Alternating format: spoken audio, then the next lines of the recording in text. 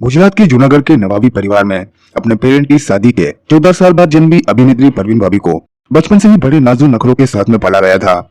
यही कारण था कि किशोर अवस्था की उम्र में ही परवीन काफी बोल्ड थी। इंग्लिश लिटरेचर की डिग्री होल्डर परवीन जब मॉडर्न कपड़े पहनकर खुलेआम सिगरेट पीती थी तो वो अक्सर लोगों का ध्यान अपनी ओर खींच लिया करती थी।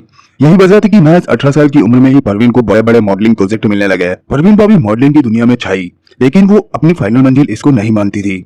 हॉलीवुड फिल्में देखने की शौकीन परवीन भाभी के कदमों में दुनिया के सारे सुख थे। जिस फिल्मी दुनिया में हर फ्राइडे कई सितारे चमकते हैं और कई डूब जाते हैं, एक दिन परवीन भाभी का बोल्ड अंदाज ही उसे अचानक हिंदी फिल्मों की दुनिया में ले गया और उनका सितारा हमेशा के लिए चमकने लगा। परवीन भाभी फिल्मों में कैसे आई, चलिए आपको बताते हैं। 70 के दशक में मैसूर फिल्म निर्माता बी.आर. इसारा परवीन के गृहनगर गुजरात के अहमदाबाद में एक फिल्म की शूटिंग कर रहे थे। परवीन भाभी को जब ये बात पता चली तो वो भी शूटिंग देखने जा पहुंची।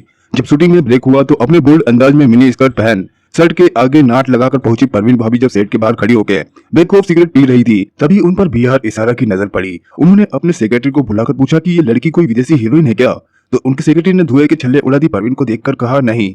तब बी.आर. इसारा ने सेट पर ही मौजूद अपने यूनिट के परमानेंट फोटोग्राफर को कहा कि जाकर उस लड़की के फोटो खींच कर लाओ। इसारा की बात सुन के फोटोग्राफर थोड़ा झिझका, लेकिन उसके बाद जब उसने परवीन बॉबी से इस बात की परमिशन ली तो बॉबी ने हंसते हुए हाँ कर दी। और जब ये फोटो निकलकर सामने आए तो ये बी.आर. इसारा को इतने अच्छे लगे कि उन्होंने वापस परवीन बॉबी से संपर्क किया। बॉबी के सामने आते से ही उन्होंने सबसे पहला सवाल उनसे यही किया, क्या तुम मेरी फिल्मों में काम करोगी। तब परवीन बॉबी ने बहुत ही कॉन्फिडेंट के साथ में बात का जवाब दिया कि अगर मुझे आपकी कहानी पसंद आई तो जरूर करूंगी। उनका जवाब सुन के बी.आर. इसारा, जो उस वक्त काफी बड़े डायरेक्टर कहलाते थे, वो बिल्कुल दंग रह गए। उन्होंने सोचा कि एक नई लड़की और इसमें कितना कॉन्फिडेंट है। उन्होंने तुरंत ही परवीन को अपने ऑफिस में मिलने को बुलाया।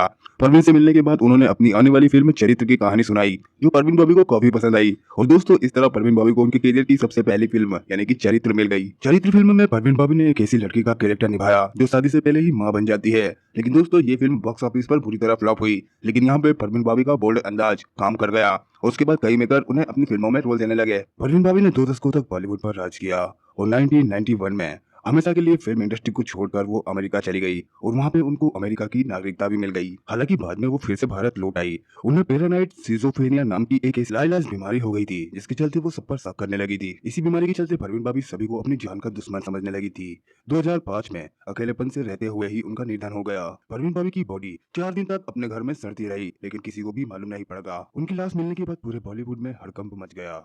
अपने साथ कई विवादों को अपने अंदर समेटे अपनी खूबसूरत जिंदगी का बेहद दर्दनाक अंत लिए परवीन भाभी हमेशा के लिए इस दुनिया को छोड़ के चली गई।